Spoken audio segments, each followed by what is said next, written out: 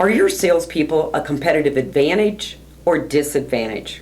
Salespeople are complaining that the buyer is more educated, and they're also realizing that buyers are getting much more comfortable buying big ticket products and services online. Let's take Amazon, for example. There's a lot of things they do well. There's a lot of product availability, easy to order, easy to return, and you don't have to deal with a salesperson. Now, how can that be a competitive advantage? Well, perhaps you've experienced one of these two selling scenarios. You're a prospect and you go into a retail store and you are there to make a purchase that day. And you look around and you can't find a sales associate. And then when you do find the sales associate, you've got to interrupt them.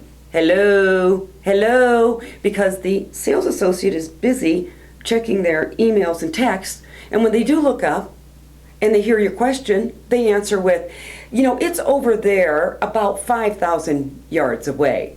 Now that's a value-added experience. Or perhaps you've been into a business-to-business sales conversation and you're a very open prospect. You're sharing with that salesperson your goals and the problems you'd like solved.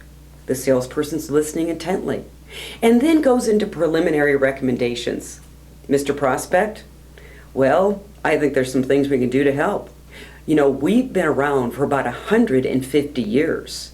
We're the largest player in this industry, and we have a national and international presence. Now, what does that have to do with the problems you just shared with the salesperson?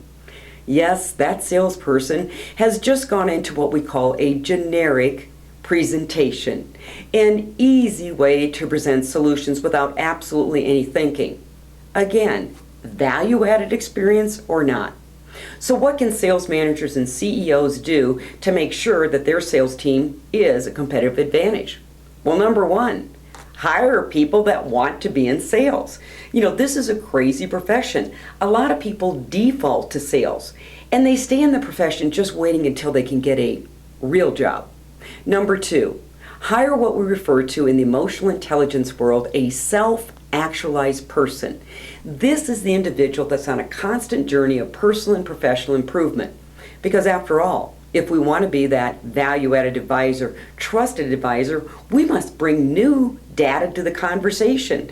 And if you've hired someone that's not a learner, well, again, might be time for your prospect to order online and take the salesperson out of the equation. So ask yourself this question. Is your sales team a competitive advantage or disadvantage?